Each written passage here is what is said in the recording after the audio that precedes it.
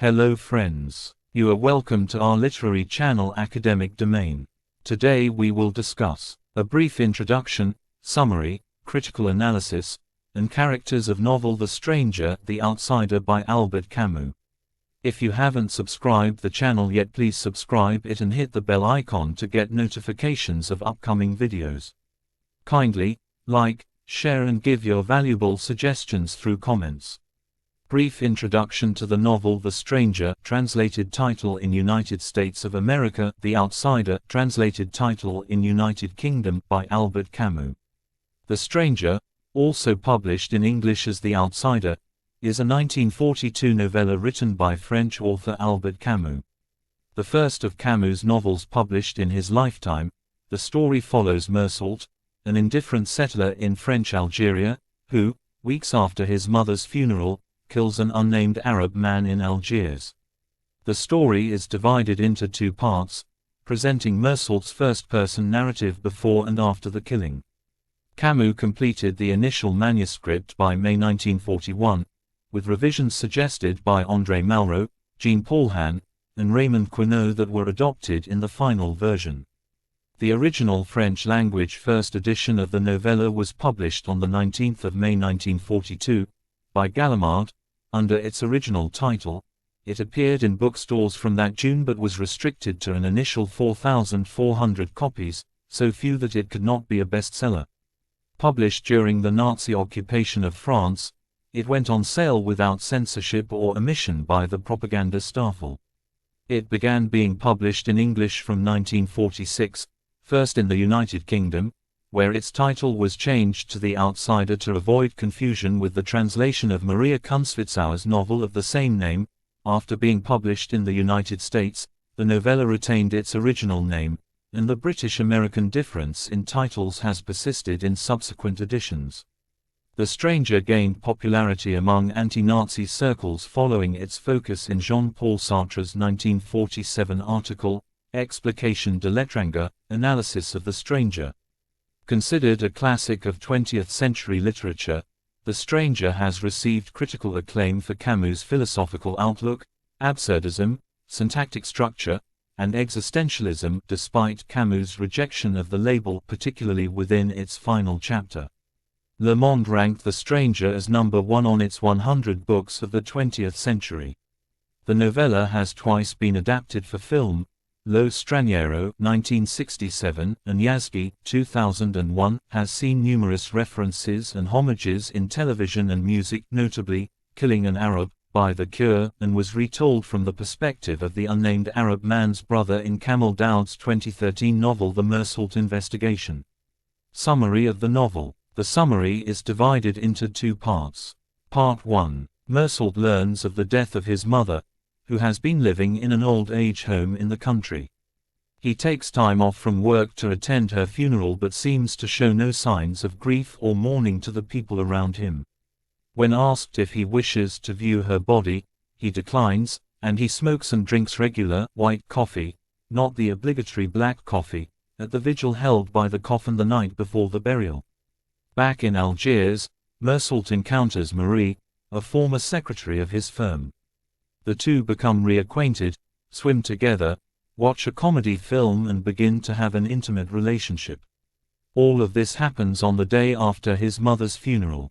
Over the next few days, Mersault helps Raymond Since, a neighbor and friend who is rumored to be a pimp, but says he works in a warehouse, to get revenge on a Moorish girlfriend he suspects has been accepting gifts and money from another man. Raymond asks Mersault to write a letter inviting the girl over to Raymond's apartment solely so that he can have sex with her and then spit in her face and throw her out. While listening to Raymond, Mersault is unfazed by any feelings of empathy, does not express concern that she would be emotionally hurt by this plan, and agrees to write the letter. The girl visits Raymond on a Sunday morning, and the police get involved when he beats her for slapping him after he tries to kick her out. He asks Mersault to testify that the girl had been unfaithful when he is called to the police station, and Mersault agrees. Ultimately, Raymond is let off with a warning. While this is going on, Mersault's boss asks him if he would like to work at a branch their firm is thinking about opening in Paris, and Marie asks him if he wants to get married. In both cases, Mersault does not have strong feelings about the matter but is willing to move or get married if it will please the other party. Also, Salamano, Mersault and Raymond's elderly neighbor, loses his abused and diseased dog and, despite outwardly maintaining his usual spiteful and uncaring attitude toward the creature, goes to Mersault for comfort and advice a few times. During one of these conversations, Salamano, who adopted the dog as a companion shortly after his wife's death, mentions that some neighbors had said nasty things about Mersault after he sent his mother to a retirement home. Mersault is surprised to learn about this negative impression of his actions. One weekend, Raymond invites Mersault and Marie to a friend's beach cabin. There they see the brother of Raymond's spurned girlfriend along with another Arab, who Raymond has mentioned have been following him around recently. The Arabs confront Raymond and his friend, and the brother wounds Raymond with a knife before running away. Later, Mersault walks back along the beach alone, armed with a revolver he took from Raymond to prevent him from acting rashly, and encounters the brother of Raymond's girlfriend. Disoriented and on the edge of heatstroke, Mersault shoots when the Arab flashes his knife at him. It is a fatal shot, but Mersault shoots the man 4 more times after a pause.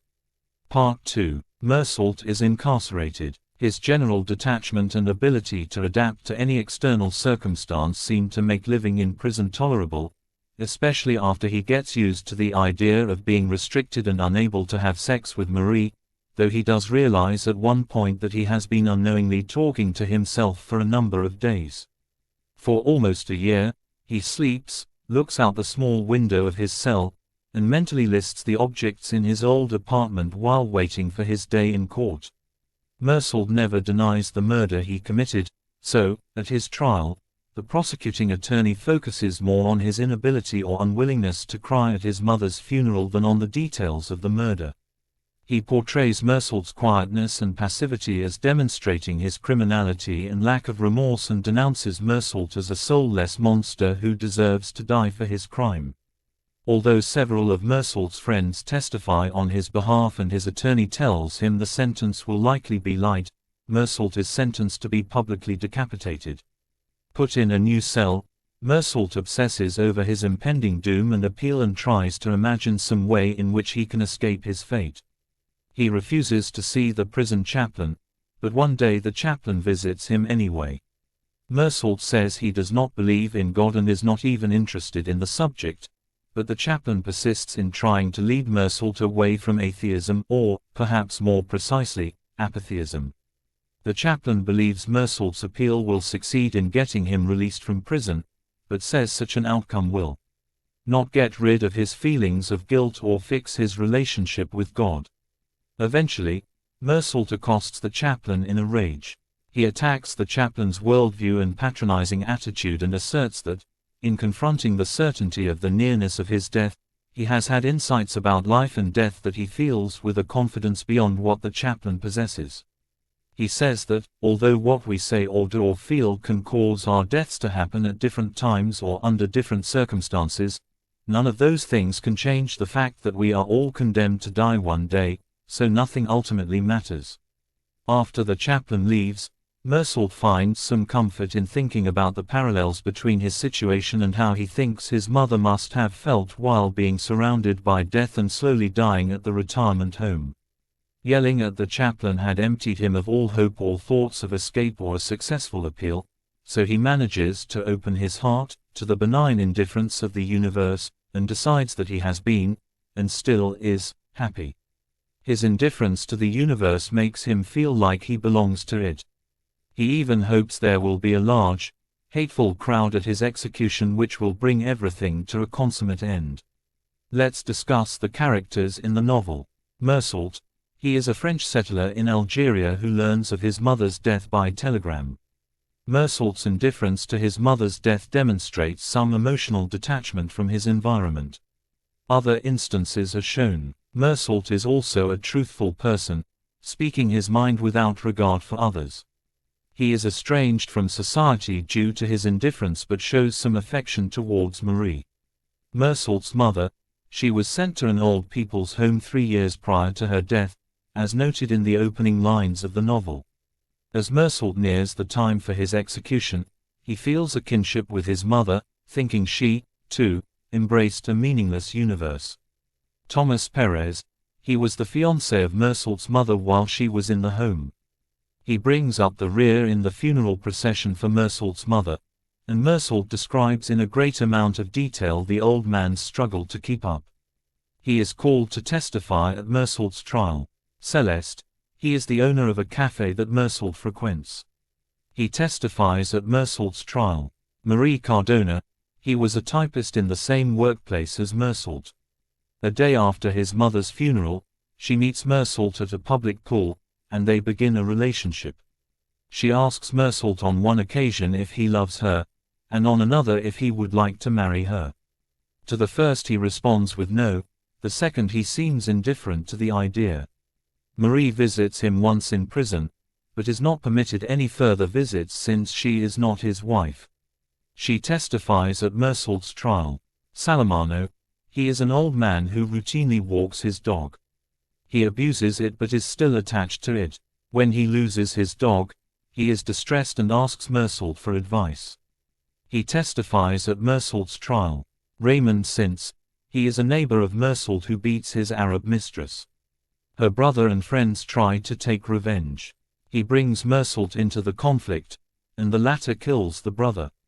Raymond and Mersault seem to develop a bond, and he testifies for Mersault during his trial. Masson. He is the owner of the beach house where Raymond takes Marie and Mersault. Masson is a carefree person who likes to live his life and be happy. He testifies at Mersault's trial. The Arabs. They include Raymond's mistress, her brother, and his assumed friends. None of the Arabs in The Stranger are named, reflecting the distance between the French colonists and native people. The Arab, the brother of the mistress of Raymond, is a man shot and killed by Mersault on a beach in Algiers. The chaplain. He serves as a final attempt to force Mersault into following normative social scripts, in this case, seeking Christian forgiveness for his crime. The overall weakness of the chaplain's arguments in the face of Mersault's complete disinterest in him emphasizes the novel's view of religion as a limiting worldview that distracts from the truth of life's ultimate absurdity. Now let's critically analyze the novel. Victor Brombert has analyzed L'Étrangle and Sartre's Explication de l'Étrangle in the philosophical context of the absurd. Louis Houdin dismissed the characterization of L'Étrangle as an existentialist novel in his 1960 analysis. The 1963 study by Ignace Fulick begins with an examination of the themes of alienation, in the sense of Mersault being a stranger in his society. In his 1970 analysis, Leo Bersani commented that L'Étrangle is mediocre in its attempt to be a profound novel, but describes the novel as an impressive if flawed exercise in a kind of writing promoted by the new novelists of the 1950s. Paul P. Summers Jr. has compared Camus' L'Étrangle and Sartre's Nausea, in light of Sartre's essay on Camus' novel. Sergei Hackl has explored parallels between L'Étrangle and Dostoevsky's Crime and Punishment. Terry Otten has studied in detail the relationship between Mersault and his mother. Gerald Morel examines Mersault's killing of the Arab and the question of whether Mersault's action is an act of murder. Ernest Simon has examined the nature of Mersault's trial in L'Étrangle, with respect to earlier analysis by Richard Weisberg and jurist Richard A. Posner. René Girard has critiqued the relative nature of indifference in the character of Mersault in relation to his surrounding society. Kamel Daoud has written a novel, The Mersault Investigation 2013-2014, first published in Algeria in 2013, and then republished in France to critical acclaim.